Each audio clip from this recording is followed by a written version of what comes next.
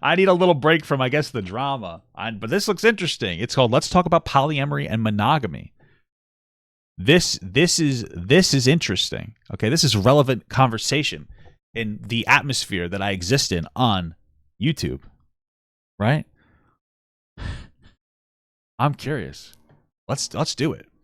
Hello, my name is Emily, as you may or may not know, and today we are... I disagree. It says you're not even Emily as your name, so, but okay, whatever. going to be talking about polyamory and monogamy. Just so you guys know, I used to be polyamorous. That's very true. I was non-monogamous for like 10 years. Now that I'm monogamous, I like it more. So there are many different ways to experience love, right? And, there's no right or wrong way as long as everyone is okay with it. It all depends. Age of consent and consensual, yes. Depends on what you and your partner are comfortable with, and, what works for one couple might not work for another. If you don't know what polyamory is, it's defined as the practice of engaging in multiple romantic and typically sexual relationships with the consent of all people involved. So it's like a group project. Except instead of... I mean, it's always a group well, I guess two isn't a group, is it? Presenting a PowerPoint, you are having sex with multiple people individually and maybe sometimes even at once. That just depends on your relationship, sure. So I guess it's not like a group project. Like, did you guys read the rubric for the project? It just says sweaty orgy. But I was thinking about polyamory lately because I overheard another person's conversation, eavesdropping. Stop making fun of me in the chat, bro. It's relevant that I used to be in a polyamorous relationship. Stop making fun of me and talk about like, oh, have you mentioned this from your past? Shut up. It's relevant to this conversation, dude. Why are you being mean? I was eavesdropping. And it's funny, I've been thinking about that because I have trouble even maintaining a singular romantic relationship. But the more I was thinking about polyamory, I was like, hang on. You guys are onto something. I don't think so. Listen, me personally, everybody's different. You love the way you love and you do you. But here's my problem, okay? When I was in my non-monogamous relationship, because it went from an open one to a poly one, I feel like I was trying to subsidize the love in my relationship. My ex and I were just not compatible. We were pushed together due to external forces that were beyond our control. And I think that we both kind of knew that there wasn't a lot of emotional love there.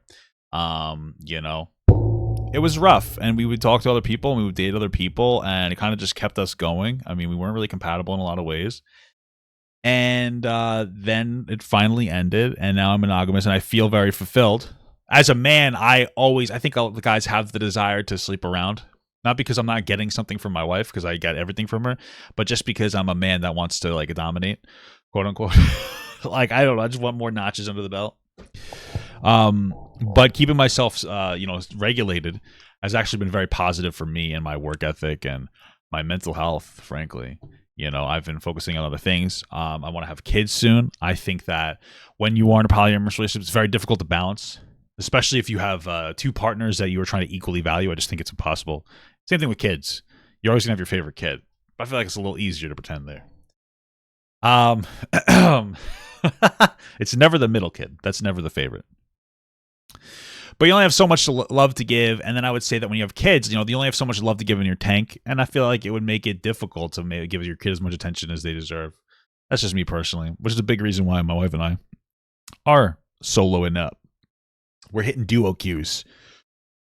So, I don't know. I feel like a lot of people, maybe nowadays, they don't have friends as much anymore. Maybe they're kind of subsidizing their relationship by or not that, excuse me. They're just like, oh, well, I don't have any friends, but what if I had a friend with a benefit and they kind of have like a different intimacy level? Maybe I'm just wrong. I don't think it's for everybody, but if you want to go try it, be my guest. I mean, do you, maybe I'm wrong. I don't know. My understanding is we're programmed for like short-term monogamy, like, 6 months relationships and then you move on from like a primitive perspective. But I'm definitely monogamous at this point in time, and I honestly don't know or think that will ever change because I'm a smidgen like possessive, not in an unhealthy or controlling way. Who cares? I mean, listen, hot take. I think it's okay to be possessive in a very unhealthy and controlling way, as long as you find somebody who is compatible with that. You know what I mean? Some people want to be obsessed over a little bit.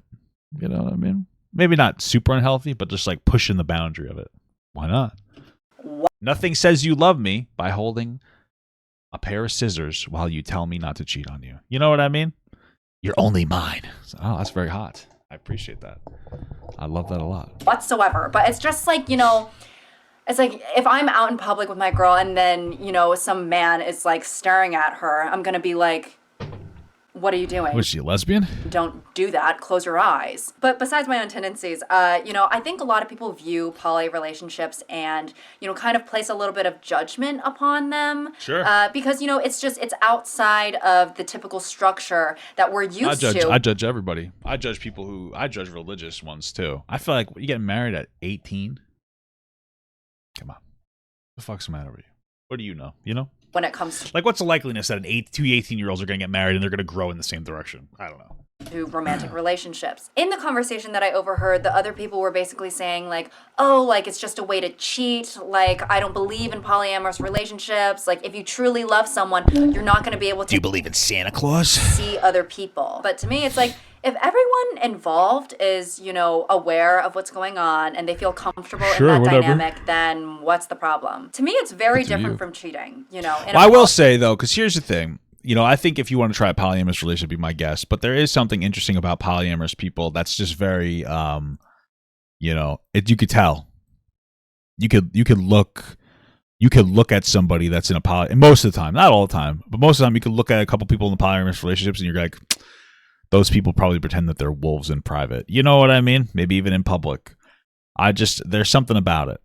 I'd say like 99% of polyamorous people, it's bizarre. Polyamorous relationship, you have communication and you have consent, which cheating lacks, right? So that's a stark difference right there. Sure, and guys, you could still cheat in a polyamorous relationship if you violate those relationship boundaries. Bitch. What's happening? Yes? I just saw something so terrible. I think I reacted to one of her videos before. Terrible and horrendous. I could not even believe my eyes. Okay. I saw your boyfriend. Oh, Jesus. Jacking off. What was he jacking off to?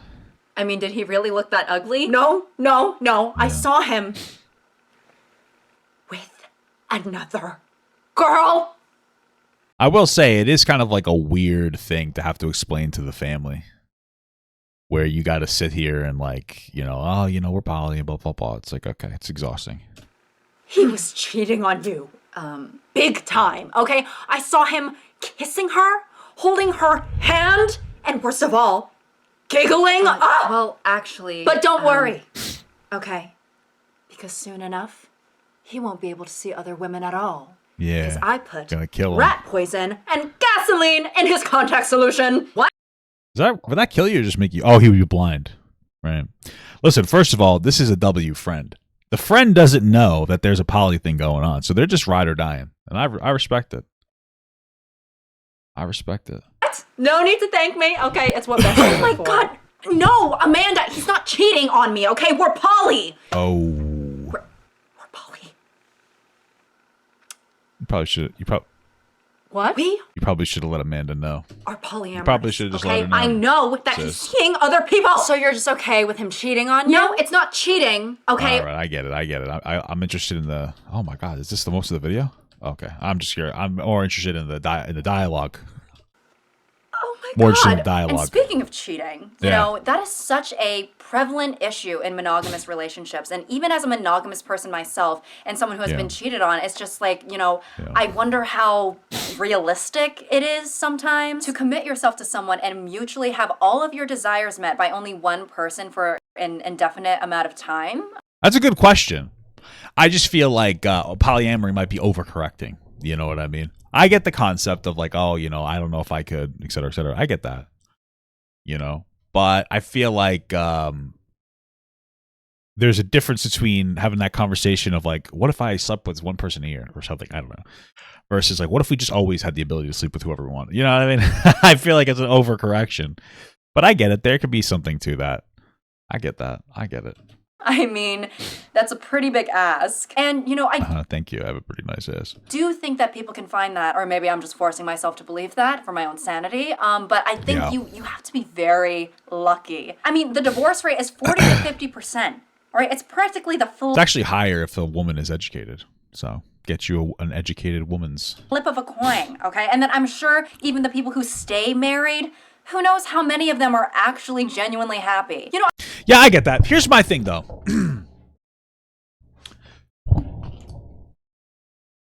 What the hell is this? Hold on. Somebody donated a bunch of money. I want to see, though. I want to go to their channel because it looks like an interesting PFP. Oh, I thought it was boobs for some reason. All right, cool, man. All right. I got some kind of fucking brain aneurysm. Here's my thing, though. To me, one of the rockiest parts about a fresh poly relationship is that, like, what have you really gone through with the other person, right? Let's say you're 25 and you find another 25-year-old and you two decide, hey, you know what? Let's do the poly thing. What anchors you to that person? You guys just kind of met. And I understand it's definitely weird if you you start monogamous and go open or poly. That could be really hard too. But just think about this think about this. Let's say you decide you're going to start poly. What's your anchor point? You guys just started dating. You haven't had any unique experience that can't be emulated yet. Hippie, so what binds you together? 2,840 super chatted $50. Thank you so much. First time watching the stream. I genuinely appreciate that. Merry Christmas, Papa. Thank you. You've made me the based racist I am today. Okay. Well, okay. Thanks. I really appreciate the $50, but come on. Jesus Christ, stop it. You guys are killing me with this racist stuff. It's fucking killing me. I love you. Thank you so much for the $50. I genuinely appreciate that. That was very generous of you. But what binds you together? To me, it makes more sense of let me be with somebody in more of a monogamous style. Be with them for a long time, go through different experiences, build my life with them, build my career up with them, get to a point where they're completely indispensable. I hope I'm using that word correctly, where you can never emulate that experience with another person. So that love is strong. And then maybe what if we went to a swinger party? Or what if, we you kissed a girl and I watched, you know what I mean? What if we did that? What if we had an indomitable relationship because of these experiences that can't be emulated, and then we go and we explore? That makes it just. I mean, it's none of these options are perfect, but to me that makes sense because I'd be afraid to be poly with my wife. At this point, I wouldn't want her to fuck somebody and want to leave me and scare the hell out of me, But then that almost. Once we get to that point, it would when we have kids too. We're very much in love. You have kids. These are things that you can't. Well, you can recreate kids, but you get my point. I think you get my point. I'm sure some couples just don't want to put that strain on their children, or they don't want to do the paperwork. And every morning they wake up and see their partner's face, and they're like, And as much as I would like to believe that it's possible to find the type of love where it's I'm all about you and you're all about me and we love each other so much, it's how long can that last until one of us gets bored? Boredom seems to be an inevitable aspect of just fight a lot. Just fight every once in a while. Start a fight. Get a little passion going on there. Boom.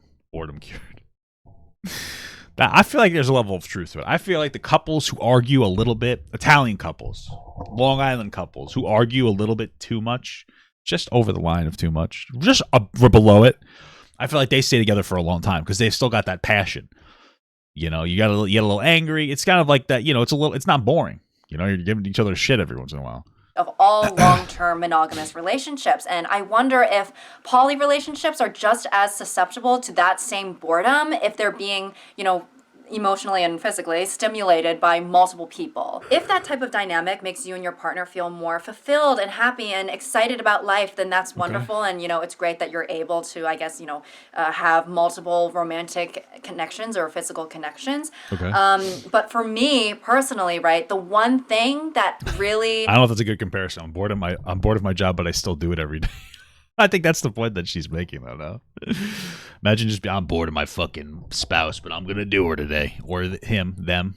You get my point. Just kind of puts polyamory off the table for me. It's there's only so many hours in a day. Even if I could hypothetically see myself in a polyamorous relationship, it's I barely have enough energy to entertain one person, let alone 2, 3, or 4. The amount of emotional, mental turmoil that relationships can put you through, and the bad relationships can put you through, and the work that goes into No, even good relationships put you out there you want. Well, mental turmoil that relationships can put you through. And well, turmoil, I guess, is the word I'd use. But even good relationships take a lot of effort.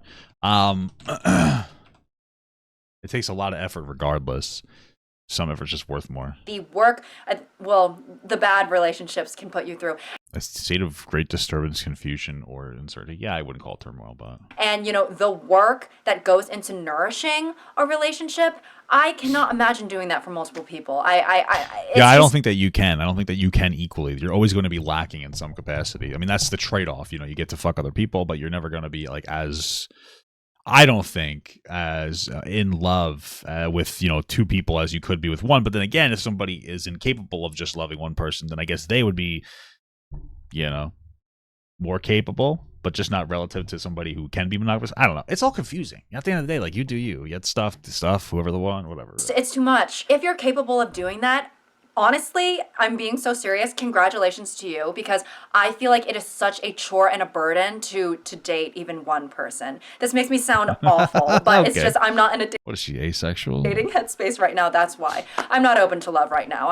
The shop's closed. Shop's closed. When I'm in a monogamous relationship, the stress and pressure that I feel to like get my girl the best birthday gifts and plan the most extravagant dates and make sure that I don't have that problem. I'm a fucking master. Take my wife to Disney. She's also easy as hell. This year for Christmas, if you're watching right now, don't fucking watch. My intention right now is every year I try to do something a little bit different. Hold on. Let me do this, because if she pops into the stream, like, she'll get upset because I'm going to spoil a surprise for her. So what we're going to do, quick thing, wife, leave, don't watch. Wife, don't watch. We watch this. Because just in case she's here, you know what I mean? I don't want to spoil this. I want to tell you guys what my plan is to do. And then if I'm too lazy to do it, I also don't want her to get too excited. All right, this is what we're going to do. Okay? Don't watch this. Don't watch this. Okay? Tell her not to watch this. Okay. So, every year for Christmas, I try to do something a little bit different for my wife. So last year, for instance, I got her, I think, 4 Loungeply backpacks. And then fuck! Get out of the chat! Get out of the chat! Sorry, my wife's in the chat. You see the screen? The fuck out of the chat. Fuck out of here. Okay. She said that she's watching, but she shut the volume off. I'll give you a sign. Last year, I got her like 4 Loungefly bags. And then I put stuff in them. I got her I found these kind of old retro Disney cards. She likes Disney. We like Disney a lot. Put them inside there. I got her like 3 Squishmallows for each one that were like color coded and theme coded. So there was like a milk and cookies for one, and then there was like dogs for the other one and cats for the other one. And then I got her like something to put in there, like a unique gift inside of there. For like the Bulbasaur bag, I got her like a kind of earthy gemstone looking thing, and that was the theme. Right? I don't remember the theme before that. This year, I got her a bunch of stuff, and if you're listening, bitch, I will fuck you up. We call each other bitch. But when I met my wife, I never liked that word, but she uses it all the time. It's like the gay words. Gay people love saying, "Oh, bitch, this, bitch, that." She has a lot. She has a lot of gay friends and family. So, anyway, distracted. This year, what I want to do is I got her a bunch of gifts, and I'm gonna kind of put them into themed piles, and I'm gonna do a scavenger hunt around the house. So I'll do one that's like a wake up card, and it'll like rhyme. It'll say something like fancy on it. The writing will be terrible because I have terrible penmanship, but it'll say something like really nice on it. So, it's like, good morning, my wife. Today is Christmas. Go and look where you love to piss, miss. Then she'll go look in the bathroom and there'll be a gift where we piss. Right? Like something like that. And then there'll be maybe multiple gifts or like themes of a gift. And then I'll do like another rhyme that's like there's a puzzle in the fucking attic or something. So that's what I'm thinking this year. As a gift, where to do it. So that's what I'm thinking for something cool. You know, it usually just kind of comes to me sometimes. So that's exciting. That's what I plan on doing this year. Let me get rid of this don't watch stuff. You know, I don't want her to fucking spoil it. Okay, so, okay. That she's so happy and that I'm being the best girlfriend possible. Like, it is just so... Scavenger hunt is what you do for my mom when I have no money. Oh, let me tell you something. I spent enough on my wife this year. You guys will see it in our Rob and Dan Christmas haul. So much I can't. We're not opening gifts on the video, but we are going to show them after we've already opened them. Not imagine doing that for multiple people. Again, this is just for me personally, but you know, I would not be able to keep track of all the dates and all the things that I need to remember for each person. It's like I can. Yeah, because you don't have to. You know what you do? If you don't have to keep track of any dates. You don't have to keep track of birthdays, holidays. You don't have to talk to your own. You do not even have to talk to your own family. All you have to do is be a fucking man. That's it. If you're a man, you don't have to talk to your family. Your wife will do it for you. I'm not kidding. This is a real thing. Men just don't talk to their family. Their wives do everything. That's it. Okay, my family's throwing a Christmas party. My cousins. I love my cousins. We're having a Christmas party. Guess who gets the text? My wife. I've designed. It's by design. I don't have to deal with anything. So there you go. Can hardly do it for one. You know, I would literally need like a personal assistant or something to help me keep track of everything. Let's get a wife. When's the next time I can see you? I don't know. Ask my wife. That's what I say to everybody. Ask my wife. Ask my wife. When's the next time? Whenever my wife's ready. That's it. I forgot about that.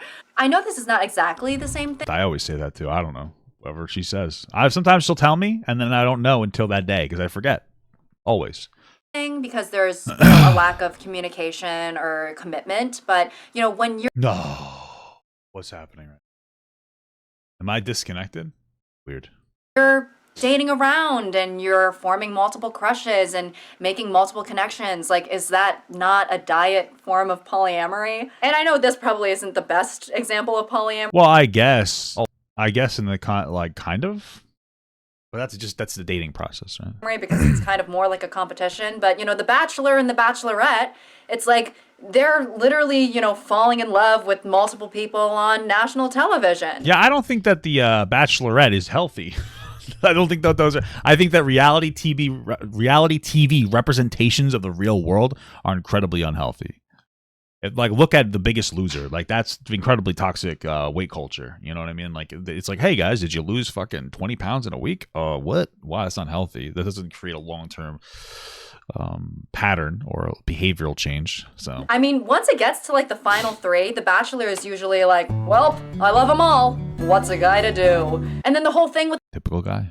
Like love triangles in mainstream media, that showcases that you're able to form multiple romantic connections. So I think that people observe and exercise polyamory probably more often than they recognize. Well, like I said, aspects of it, kind of, but not really. I don't think that people should be, you know, speaking on behalf of others' relationships and stuff. I think that it's an interesting to bring up that we engage with aspects of polyamory because we do to different extents, for sure, when we're dating, but only in the sense that like you might date a couple of people, but you're really not supposed to go super far. One of the things I say is like, you know, when you're dating, you should date multiple people at first, kind of feel around and see where you guys are at. You're not going to know each other for a while, but you don't necessarily have to sleep with them. I used to sleep with like all the girls that I would go on dates with. I'd fuck them all. And, you know, maybe that's a little toxic as a guy. Maybe you don't necessarily need to do that. You know? Stuff like that, just thinking about, you know, the conversation that I overheard from before. Angrily lined up with pitchforks on the porch of polyamory, you know, demanding an end to the madness. Oh, hi, excuse me, ma'am, would you mind signing this petition? What is it for? That is a great question. This... polyamory, yeah. I mean, the skits, I think are probably great for some people, but I'm not that person. Skill issue. I think a big reason why people can't really fathom being in polyamorous fathom tax. Sticking out your gat. My hip. Relationships is because, you know, in order to create a healthy polyamorous relationship, you have to be, you know, very, you know, openly communicative. You have to openly, you know, state your boundaries and your limits. And people struggle to do this in monogamous relationships. So. And you have to be very honest and very, very secure within yourself. And I think that I think that all of us struggle with that, especially with a generation of people who don't have fucking fathers. I'm not even joking. Like, you don't have a father. How the fuck are you gonna have It's not because of the dad. It's because you're lacking both parental figures. So people just aren't like that. Just constant self-consciousness. You know, you're always feeling like, why did they leave me? Why didn't my parent love me? Why didn't they want me? You think you're going to be able to enter a healthy, even monogamous relationship feeling that way all the time? Probably not. And I'm not saying that being polyamorous grants you some sort of, enlightenment where, you're just better than all of us little monogamous pigs, I think most poly people are just kind of like skibbity toilet, Like they're almost like they want to do it as like an identity. It's like, oh, look at me, I'm polyamorous. So shut the fuck up. Stop being so boring where you need to identify with that. That's not what I'm saying, because the best poly people don't tell you about it. Same thing with CrossFit, right? Can be unhealthy polyamorous relationships too. And, all of the things I was talking about before, like being, secure and openly communicating and your boundaries and all of those things, those are necessary for monogamous relationships as well. But, however, adding other people into the mix is surely going to, make things more complex. Especially if you're doing it, again, just to kind of like subsidize the relationship. Like if you're just adding it in there just to kind of fill a hole in not feeling completely secure in like a monogamous one. And you probably do need to be more secure than the average person to be in a polyamorous relationship. I know myself, and I know that if I were to be in a relationship with multiple people involved, I would automatically be comparing myself to the other people. 1,000, 1 trillion, billion%. Yeah, I think everybody always does. Like if somebody in a polyamorous relationship says, no, I don't do that, then they're lying, right? Like they're lying. They're just saying that. I'm trying to pick my head. They're just saying that as a cope. It's not that that feeling doesn't exist. Although maybe for some people, but I'd say most people it does exist. You just have to learn to get over it. Wow, what the fuck, dude? Jesus Christ. What is happening here? Oh my God. Are the other people hotter than me? Are they funnier than me? Are they more talented than me? Are they better in bed? Do they make you happier? I actually just I don't want to know, but I also do. It would drive me crazy. It would make me go absolutely banana, bonkers, Cocoa Puff, bazinga, binga. I agree. Crazy.